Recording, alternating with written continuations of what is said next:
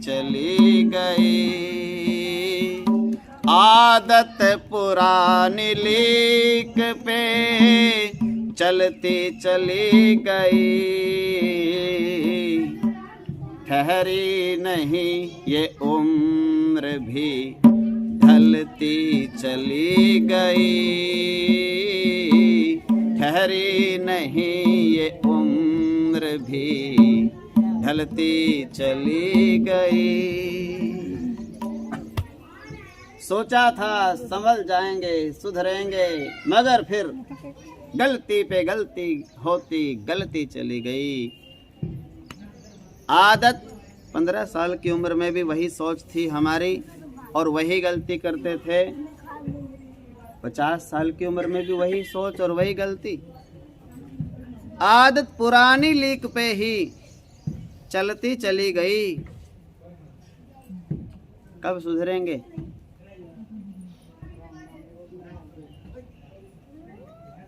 ठहरी नहीं ये उम्र भी ढलती चली गई।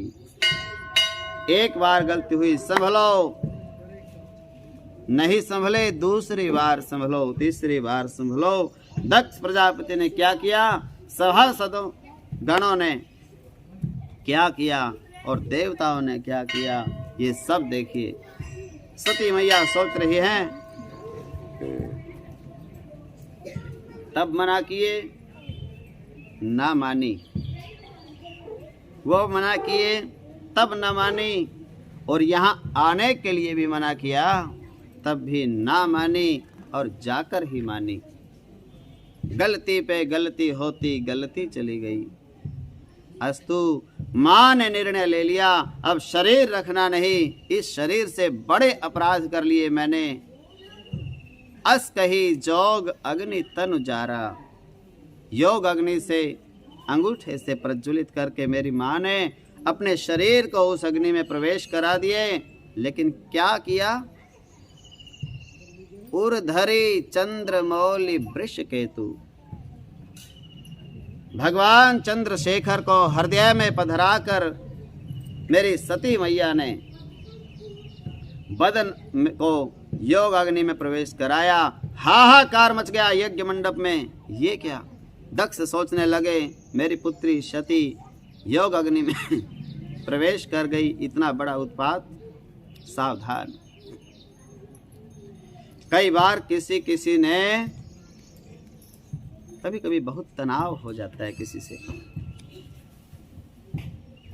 और यदि हृदय में पहले का पुराना प्रेम उपस्थित हो तो तनाव का प्रभाव बहुत दिन तक नहीं रहता। जब हम किसी के बारे में सब प्रकार विचार करते हैं तो उसके व्यवहार का, लाड का, प्यार का, सबका अनुसंधान फिर मन में चलने लगता है। पहले क्या किया था इसने मेरे साथ, उससे पहले क्या किया था इसने मेरे साथ। तब विचार आता है कि इससे अब रिश्ता आज तोड़ना ही अच्छा है या बना के रखना ज़्यादा बेहतर है। विचार करने लगता है व्यक्ति। और सती मैया ने भी यही सोचा। अंत में यदि मैंने हर बात शिवजी की मानी होती तो आज ये दिन देखने को नहीं मिलते। आज ये दिन देखने को मिला हमारी जिद के कारण। अस्तु ये शरीर रखने योग्य नहीं है। वहाँ क्या हो रहा है इसको अलग रखिए। और सती माँ सोचते सोचते अस कही जोग अग्नि तनु जारा, भयउ सकल मख हाहाकारा। यज्ञ मंडप में हाहाकार मच गया। लेकिन मेरी माँ जाते जाते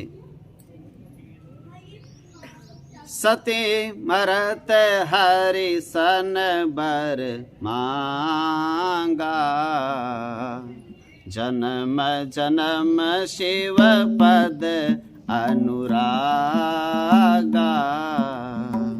ते कारण हिमगिरि गृह जाई, जनमी पार्वती तन पाई।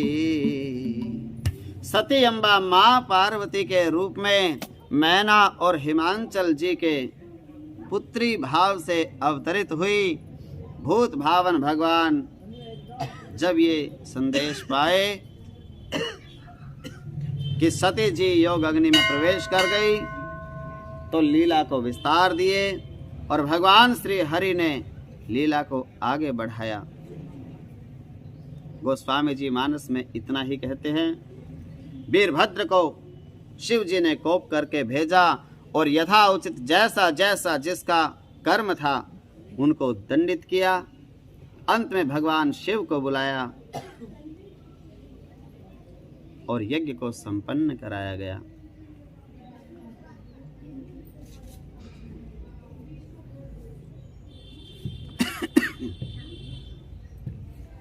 तो यहाँ सती ने शिव दक्ष के यज्ञ में अपने शरीर को त्याग दिया और वही सती मैया पार्वती के रूप में विष्णु भगवान से वरदान मांगा।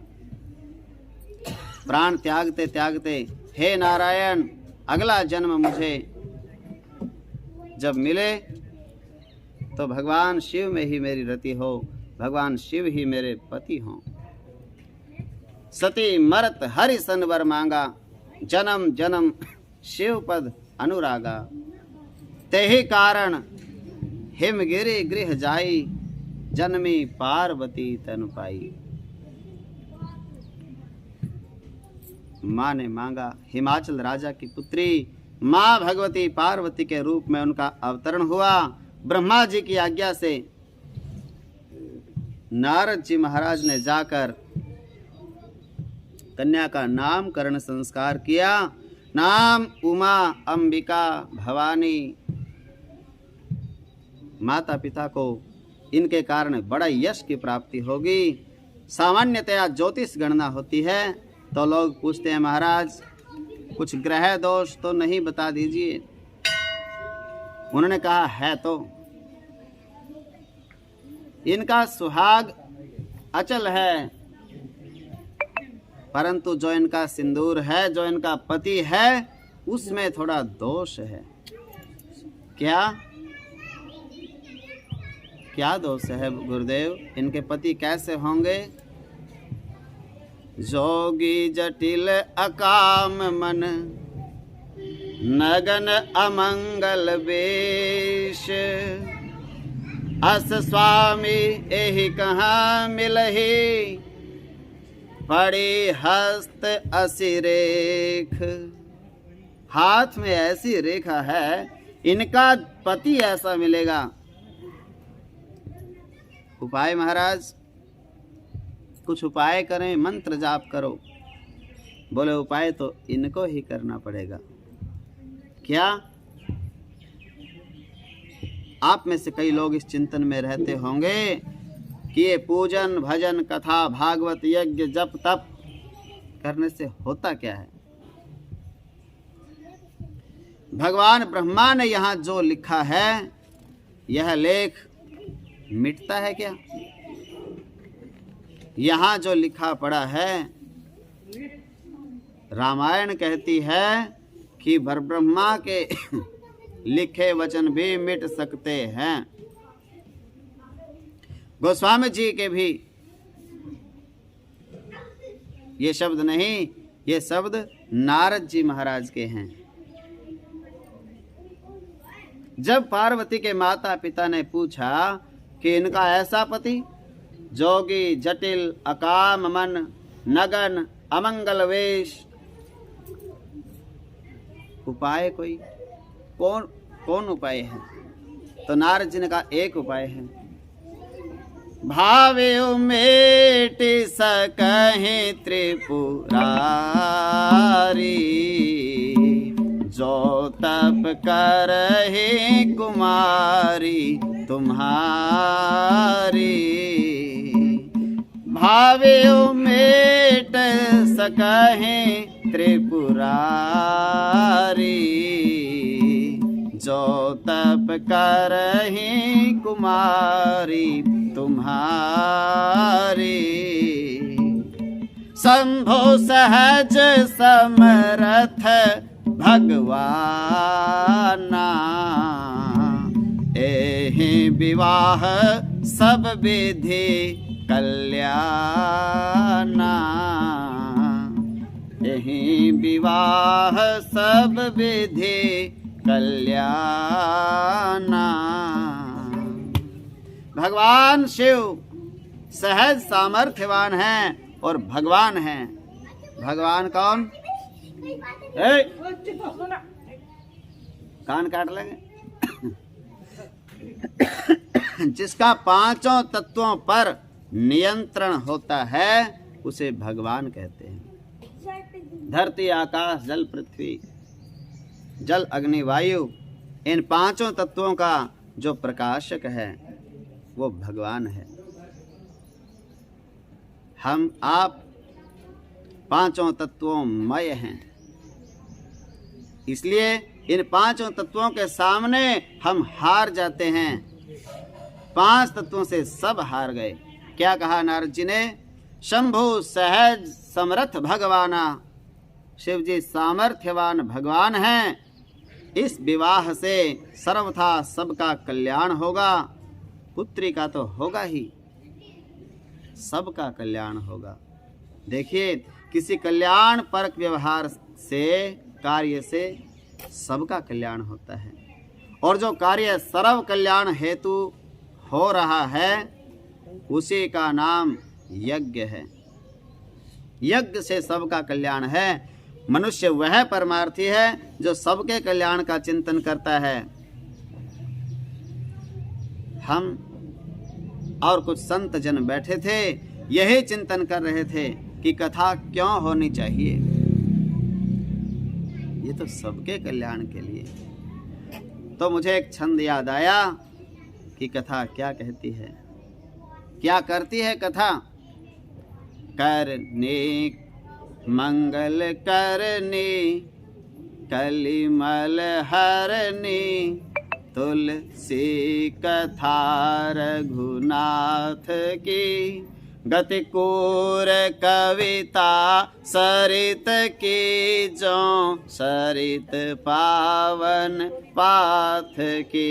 प्रभु सुजस संगति भनिति भली हो, यही सुजन मन भावनी, भव अंग भूति मसान की, सुमिरत सुहावनी पावनी। इन बच्चा ने तज बार काट का चा अर्चा फिर कब बोलो नानी।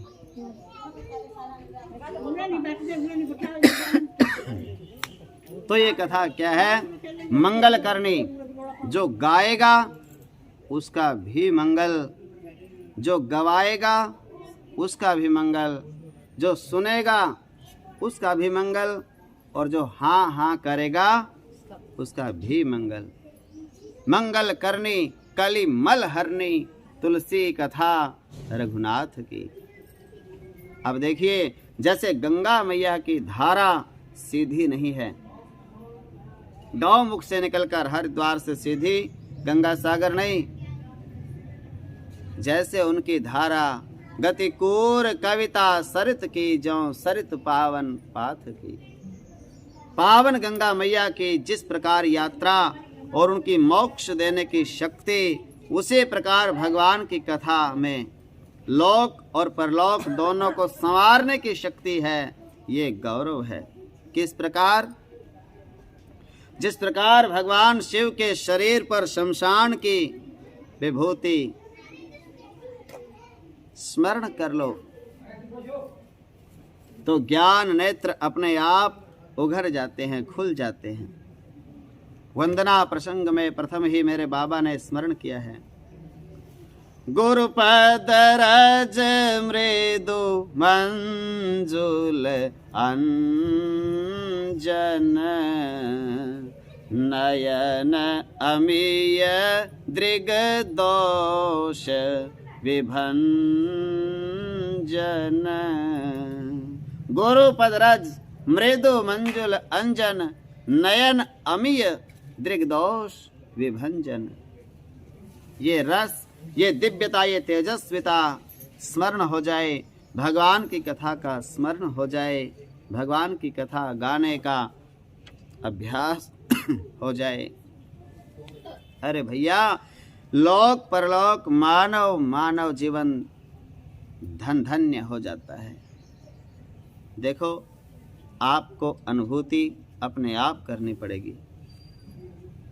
कृपा का अनुभव कीजिए, आनंद की अनुभूति कीजिए, भगवत करुणा की अनुभूति ये कोई कराएगा नहीं। सुनो,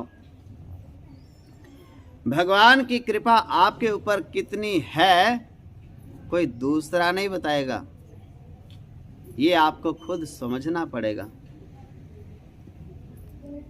हमारे पर भगवान की ऐसी कृपा है, हमारे पर भगवान की इतनी दया करुणा है, मनुष्य में जिस दिन ये विचार आ गया, आपको इस बात का अभ्यास हो जाए कि हम कितने धन्य हैं,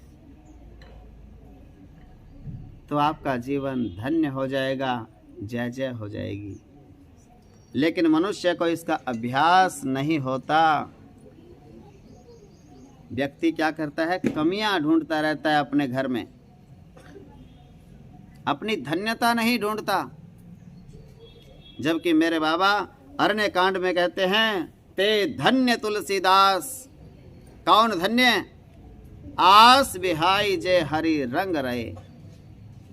ते धन्य। कौन धन्य? जब स्वामी जी निष्ठा पूर्वक कहते हैं, ते धन्य तुलसीदास। कौन धन्य? जो सब संसार का आसरा छोड़कर और भगवान के हरि के रंग में रंग गए, ते धन्य तुलसीदास। आस विहाई जे हरि रंग रहे। जो भगवान के रंग में रंग गए वे धन्य, जगत में नहीं। इसको हृदय में रखिए, बात को जो मैंने बताई है। जगत में कितना भी मन फंसाए जाओ, व्यवहार में लगे रहो, ये बना लो वो भी बना लो, कभी पूरा होने वाला। साथ में क्या जाएगा? आपका मन। इस मन को जितना सुधार लेंगे, जिसको संवार लेंगे, जितना पवित्र कर लेंगे, ये मन और हाथ से किया गया सत्कर्म। चलोगे? चलती है वो बात, यहां तो आपका जीवन बर्बाद करेगी ही। लोभ लालच, असंतोष, भागम भाग, पड़ोसियों से आगे निकल लो बस, और कुछ याद नहीं है। आदमी सारी उम्र इसमें ही खो देता है कि इन पड़ोसियों से आगे निकल जाओ बस एक बार। और ये बात आपके अगले जन्म जन्मांतर को भी नष्ट कर देगी। ये बात साथ में जाता है, मन साथ में जाता है व्यक्ति का, और हाथ से किया गया सत्कर्म साथ में जाता है। हमारी भगवान में निष्ठा, भगवान की कथा में प्रीति, ये जन्म जन्मांतर तक संगई चलने वाली है, साथ चलने वाली वस्तु है ये, और कुछ साथ जाने वाला नहीं है। इसको बना के संवार के बड़े प्रेम से रखिए अपने मन को, कि हे मन, हर रोज भगवान से प्रेम अपना बढ़ाता रहे। मूल ब्याज सब कुछ पूरा हो जाएगा। जितना भी नाम जाप कर लोगे, खजाना जमा हो जाएगा और आगे जमा मिलेगा। ऐसी पूंजी नहीं है कोई ले गए और खा जाएगा। और यहाँ की पूंजी अपने हाथों से कमा के और दूसरों को दे के, ऐसा सोच लो कि हाथ कट गए और जीवन नष्ट हो गया। अब ना इधर के और ना उधर के।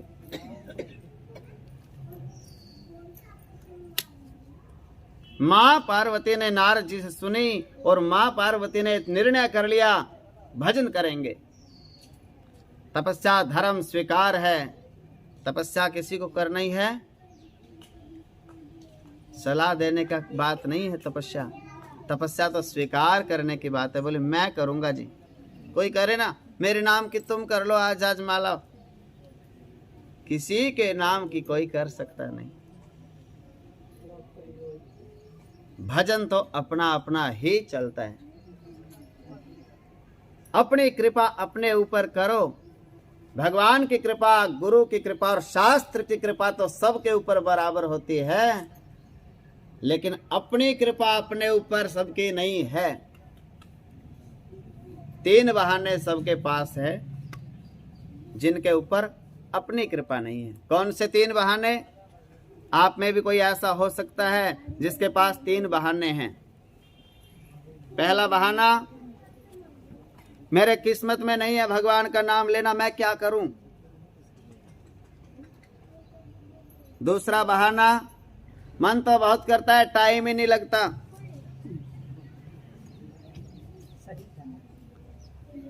और तीसरा बहाना, भगवान ही नहीं चाहता, मेरे चाहने से क्या होगा।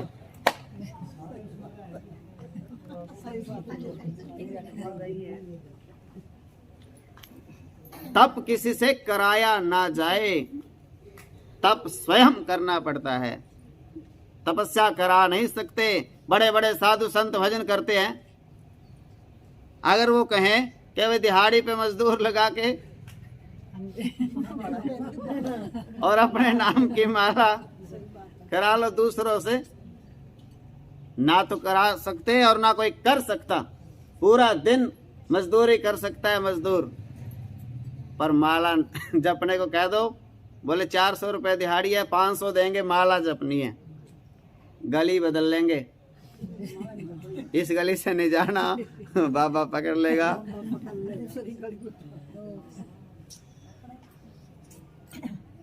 तो क्या हुआ, माँ पार्वती ने कठोर तप किया।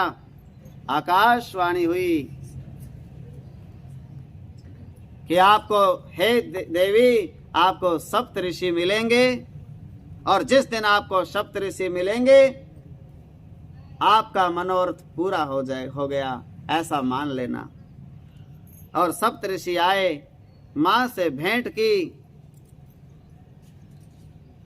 और शिव जी आपको पति के रूप में प्राप्त होंगे, ऐसा उनको वचन दिया है।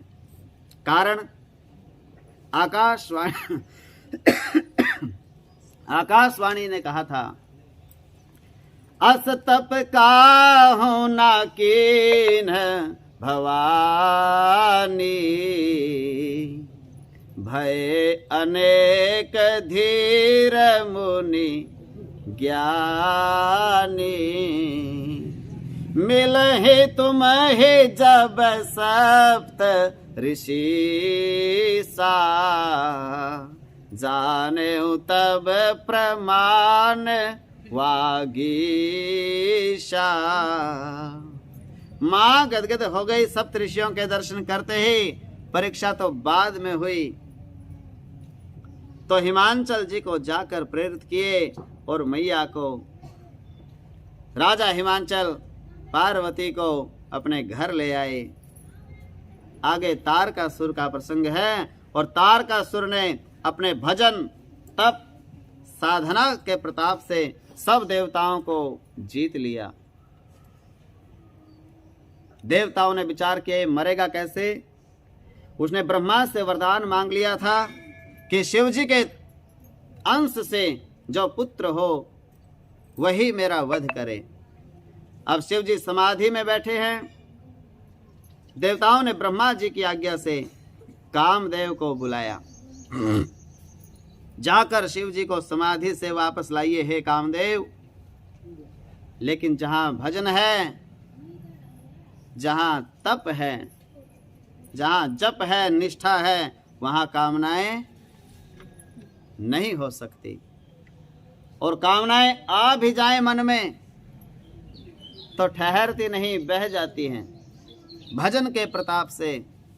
अस्तु कामदेव गया तो हार गया।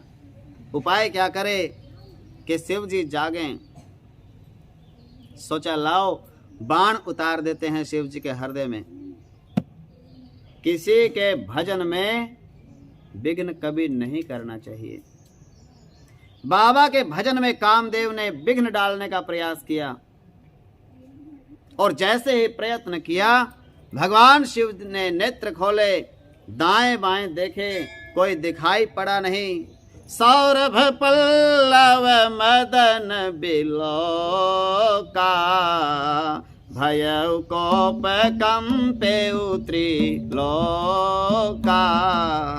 तब शिवती सर नयन उघारा, चितवत काम भयउ जरि छारा। चितवत काम भयउ जरि छारा। बाबा ने तीसरा नेत्र खोल दिया, ज्ञान नेत्र। और यहाँ क्या अर्थ है? कामनाओं का देवता कामदेव जलकर राख हो गया। भय काम बस जोगी से तापस, पावरन की को कहे। ऐसा रामायण में लिखा था कि वो कामदेव के प्रभाव से काम बस हो गए जोगेश तापस, पावरन की तो कौन कहे। पापियों के बारे में तो कह ही नहीं सकते, वो तो पहले ही उसी में डूबे रहते हैं हर पल। एक क्षण में सब नष्ट हो गया, समाप्त हो गया। क्यों? भगवान ने देखते देखते, भगवान ने भस्म नहीं किया, बस देखा। भगवान शिव ने तो देखा ही था। भस्म क्यों हुआ फिर कामदेव? भस्म तो हर कोई अपने कर्मों से ही होता है। कोई किसी को मार सकता नहीं, कोई किसी को तार सकता नहीं। आदमी को पार होना है वो भी अपने कर्म करके, और डूबना है तो खुद ही। जब गलत काम व्यक्ति करता है और फिर चौक पे जब उसकी पिटाई होती है ना, अपने आप ही हो जाती है।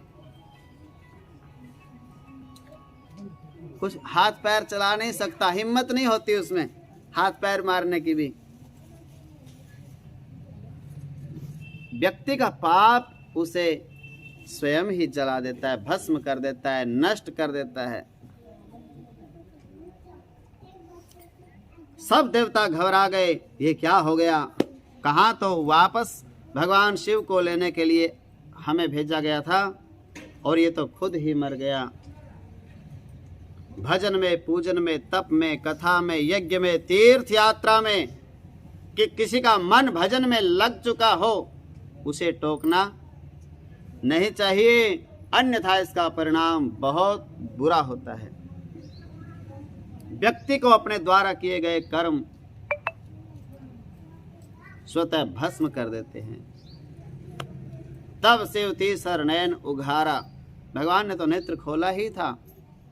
कामदेव अपनी करनी से चितवत काम भयउ जरि छारा। भगवान शिव ने जैसे देखा, अब देवताओं ने कामदेव की पत्नी रति को भेजा, और ये प्रसंग कहता है कि स्त्री पर और बालक पर व्यर्थ में क्रोध नहीं करना चाहिए, आवेश नहीं रखना चाहिए, और असहाय पर, जिसका कोई सहारा ना हो, जो जीव बोलता ना हो आगे से, उस पर भी बार बार क्रोध नहीं करना चाहिए। तो देवताओं के बुलाने से रति विलाप करती हुई आई। भगवान शिव ने पूछा, कौन? मैं प्रभु रति। यहाँ कैसे आई? तो उन्होंने अपने पति की कथा सुनाई। ये मेरे पति हैं। भगवान शिव कृपालु हैं, दया कर दिए। बोले, ये आपके पति थे कामदेव? बोले, हाँ स्वामी महाराज। कोई बात नहीं, चिंता मत करो। अब तेना रति तव नाथ कर, होय ही नाम अनंग। बिनु बपु व्यापहि सबहि पुनि, सुनु निज मिलन प्रसंग।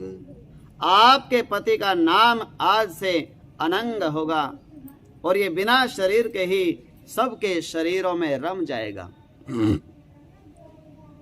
हमको कब मिलेंगे? बाबा ने कहा, जब यदुवंश कृष्ण अवतारा, होई हरन महामहि भारा। कृष्ण तनय होई पति तोरा, बचन अन्यथा होई न मोरा। बाबा ने कहा, यदुवंश में भगवान श्री कृष्ण जब अवतरित होंगे, जब यदुवंश कृष्ण अवतारा, कारण होय ही हरन महामहि भारा। कृष्ण तनय, भगवान कृष्ण का जो पुत्र होगा प्रद्युम्न, आपको पति के रूप में प्राप्त हो जाएगा। जाइए, हमारी वाणी अन्यथा नहीं होगी। एक साथ कई स्कंध और कई अध्याय की कथा 2 पंक्तियों में स्वामी जी ने सुना दी। पूरा कृष्ण अवतार, जब यदुवंश कृष्ण अवतारा और जब होई ही हरण महामहि भारा, कृष्ण तनय होई पति तोरा, उनके पुत्र कृष्ण के आपको पति रूप में प्राप्त होंगे। जब आप संबरासुर के यहाँ प्रधान रसोईया होंगी। रति जी गई, देवता भगवान शिव की शरण में आए। क्या लीला कथा है। देवता आए और सब लोग भोलेनाथ की अलग अलग प्रशंसा करते हुए, पृथक पृथक सबके न प्रशंसा, भय प्रसन्न चंद्र अवतंसा, बोले कृपा सिंधु वृष के तू, कहु अमर आए के ही हेतु। प्रयोजन क्या है? हे देवतागणों, आप तो अमर हैं, आप सबके आने का कारण क्या है? यद्यपि समय बहुत आगे चला गया, समय बहुत विकसित हो गया है, हम लोग भी बहुत बुद्धिमान हो गए हैं, तथापि संबंधों में जीने की आदत डालिए। मिलते रहना चाहिए, मिलाते रहना चाहिए, आते जाते रहिए, आपस में एक दूसरे के हालचाल पूछते रहिए और बताते रहिए। इससे क्या होगा? संबंधों में सहज अवस्था बनी रहेगी। कई लोग तो तभी फोन करते हैं जब जरूरत होती है। इसलिए भगवान शिव ने देवताओं से पूछा, कहो अमर आए के ही हेतु, किस कारण से आना हुआ? क्यों? क्योंकि वैसे तो आप कभी आते जाते नहीं हो, और आज आए हो बड़े दिनों के बाद, कुछ स्वार्थ तो होगा ही, कोई जरूरत आफत आ पड़ी होगी तो भगवान शिव के द्वार पे आते हैं। बिना काम पड़े कहाँ आते हो तुम लोग? ये अभ्यास हमारा होना चाहिए। भगवान के दरबार में, गुरु के दरबार में बिना काम आने की आदत डालनी चाहिए। प्रेम पकता रहता है, आने जाने से प्रेम बना रहता है, भूलना नहीं चाहिए। जीने के लिए भी कुछ लोग कहते हैं कि अकेला तो जिया भी नहीं जाता।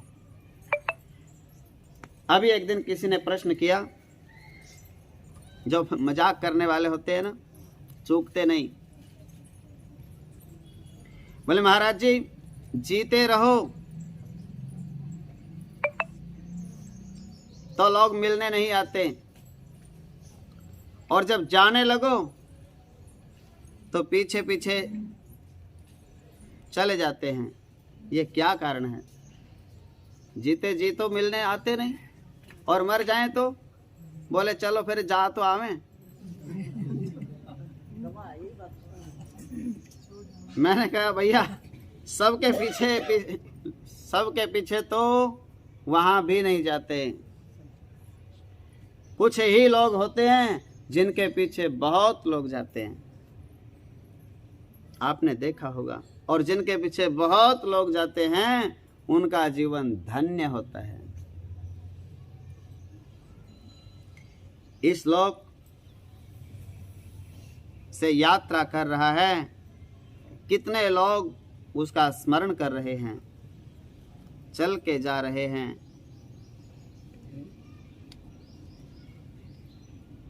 आपसे निवेदन है, इस यात्रा में, परमार्थ यात्रा में थोड़ा अपने लिए जी लो, भजन करो, अपने उद्धार के लिए कोई कार्य करो। सब कार्य स्वार्थवश नहीं होने चाहिए, अपनी आत्मा के लिए, अपने कल्याण के लिए कुछ अवश्य करना चाहिए। घर के लिए, मोह के लिए, बच्चों के लिए तो पूरे शरीर को भी लगा दोगे, गला दोगे, तो भी परिभाषा पूरी होने वाली नहीं है कि अपना कौन है, फिर भी पता नहीं चलेगा। इस दुनिया में सब कुछ दे दोगे, और जब आप परमार्थ की यात्रा में चलोगे तो क्या साथ में चलने वाला है आपके? कुछ रोने वाले होंगे, कुछ याद करने वाले होंगे। जो समाज के लिए, परमार्थ के लिए, कर्म सिद्धांत के लिए जीता है, उसी को लोग याद करते हैं। ये धरती माता उसको याद रखती है। और जो केवल अपने लिए नहीं, देश के लिए जीता है, गांव के लिए जीता है, उसी का स्मरण करती है धरती मैया, उसी को याद करता है समाज।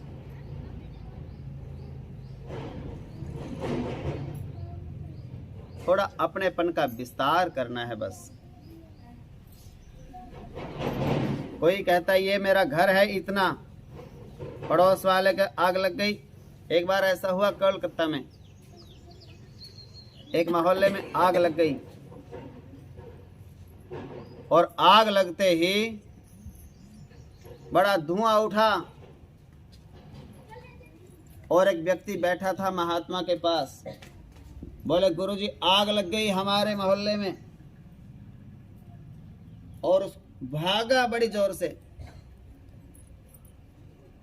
और भाग भाग के अपने घर तक जब पहुंचा, सांस चढ़ गया, और देखा जाके कि वो आग उसके मकान में नहीं थी, उसके बगल वाले मकान में थी, पड़ोसी के। और वापस आ गया, कहने लगा गुरुजी जब देखी तब शांति पड़ गई।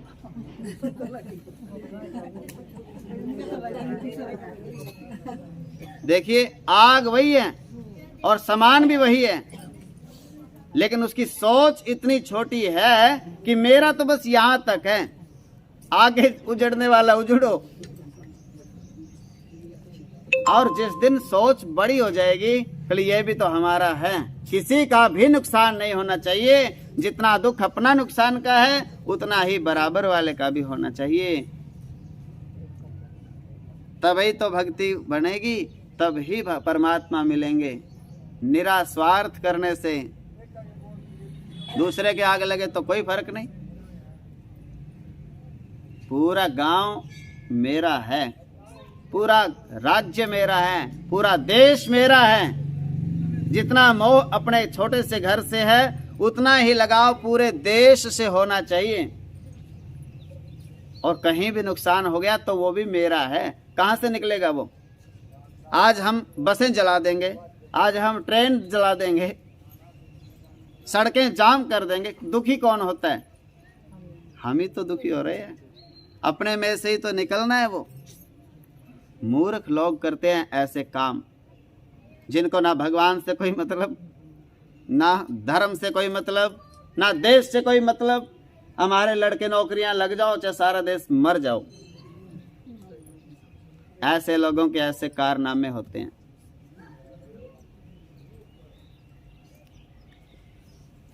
भगवान शिव कहते हैं, कहो अमर आए के ही हेतु।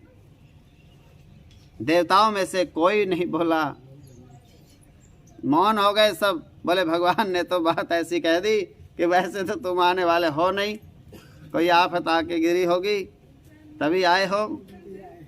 तो पितामह ब्रह्मा ने कहा, प्रभु आपने कामदेव को भस्म किया।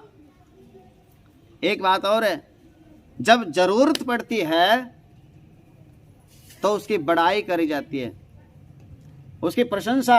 आप तो बहुत अच्छे हो, आपके तो खानदान ही अच्छा है, आपके तो परिवार ही अच्छा है, आपके तो संस्कार। क्यों जरूरत है? कामदेव को भस्म कर दिया भगवान शिव ने। कौन लेके आया कामदेव को?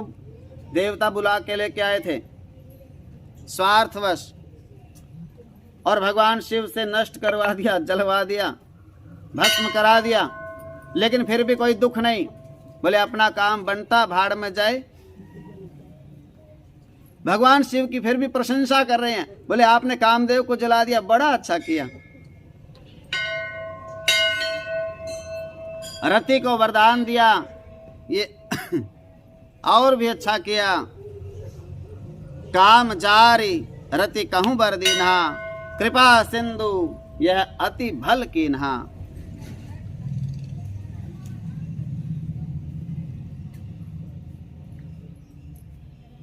तो देवताओं की प्रशंसा सुनकर बाबा प्रसन्न हो गए, आनंद में आ गए, और ब्रह्मा जी से कह दिया, जो उचित हो, आप जो चाहो सो मैं आपकी बात मानने के लिए तैयार हूं। ब्रह्मा जी ने अगले ही क्षण बड़ा सुंदर चिंतन किया। जो व्यक्ति क्षण में प्रसन्न होता है और जो क्षण में ही रुष्ट होता है, तो उसको जब वो प्रसन्न होए तो तुरंत काम कर लेना चाहिए। अब भरोसा नहीं है, वही 5 मिनट बाद फिर रुठ जाए। तो ऐसे आदमी तो जब भी प्रसन्न हो तभी अपने काम निकाल लो। क्षणे रुष्टा क्षणे तुष्टा, रुष्टा तुष्टा क्षणे क्षणे, अव्यवस्थित चित्तानाम प्रसादोपि भयंकर। और ऐसे व्यक्ति की तो प्रसन्नता भी खतरनाक होती है। हाँ, प्रसन्नता में कोई चीज हमारे को दे जाए और 5 मिनट बाद नाराज होके फिर आ जाए और हम वो चीज भी खर्च दें, बोले दो मेरी वापस। बड़े ध्यान से काम लेना पड़ता है। आपने सुना होगा, कोई राजा था,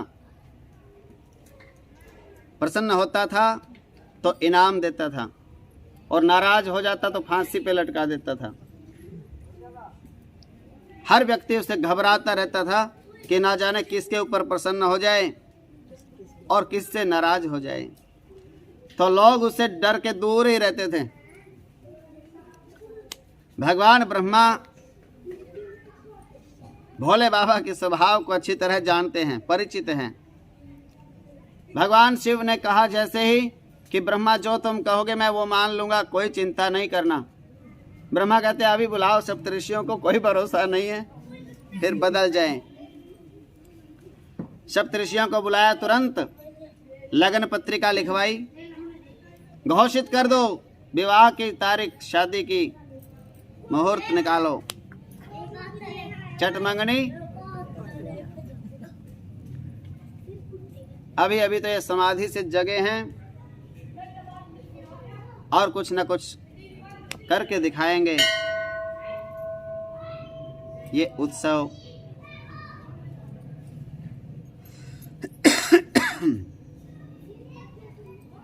देखिए, विवाह कोई उत्सव नहीं है, कोई त्योहार नहीं है। विवाह एक धर्म का नाम है। बड़ा सोच विचार के अच्छे संस्कारी परिवार में और अपनी ही जाति बिरादरी में होना चाहिए।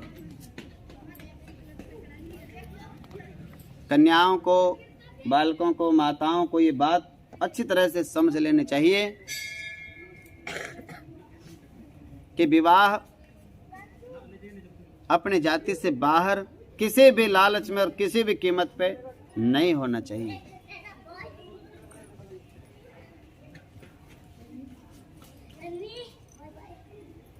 करुणा और प्रसन्नता दोनों के मिलन का नाम विवाह होता है। वी माने करुणा और वाह माने प्रसन्नता। इसमें दोनों का संगम रहता है। सुबह प्रसन्नता है, दोपहर को झगड़ा है, शाम को फिर प्रेम है। इसमें रगड़ा चलता रहता है। ऐसा कोई घर नहीं है जिसमें थोड़ा बहुत, हाँ, और इसी में साध के रखना, अपने मन को नियंत्रण में रखना, ये तप है। मानस में भूत भावन भगवान और माँ भगवती के विवाह की कथा बड़ी सूक्ष्म है, परंतु वहीं भगवान श्री सीताराम के विवाह की कथा बड़ी विस्तृत है। भगवान सीताराम के विवाह का वर्णन विस्तार से किया है तुलसी बाबा ने। हम लोग गाएंगे तो विवाह गाने में 3-4 दिन लग जाएंगे भगवान राम सीता का।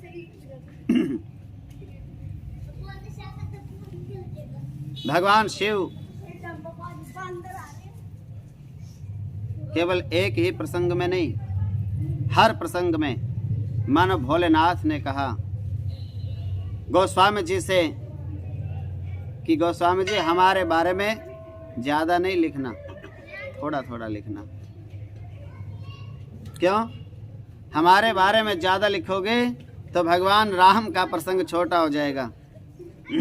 वो होना नहीं चाहिए। वो मेरे इष्ट देव भगवान है, आराध्य देव हैं। आप दर्शन करिए। तभी इस गोस्वामी जी लिखते हैं, सेवक स्वामी सखा सिय पी के, हित निरुपधि सब विधि तुलसी के। क्या लिखा गोस्वामी जी ने? कि राम तो मेरे सब कुछ हैं। भगवान शिव ऐसा कहते हैं। क्या है राम आपके? बोले मेरे सेवक भी हैं, स्वामी भी हैं और सखा भी हैं। सब कुछ राम हैं। आप भगवान से संबंध मानते हो तो सब संबंध भगवान से ही मान लो। आपके सेवक भी, स्वामी भी, सखा भी त्वमेव माता पिता त्वमेव, त्वमेव बंधु सखा त्वमेव, त्वमेव विद्या द्रविणम त्वमेव, त्वमेव सर्वम मम देव देव।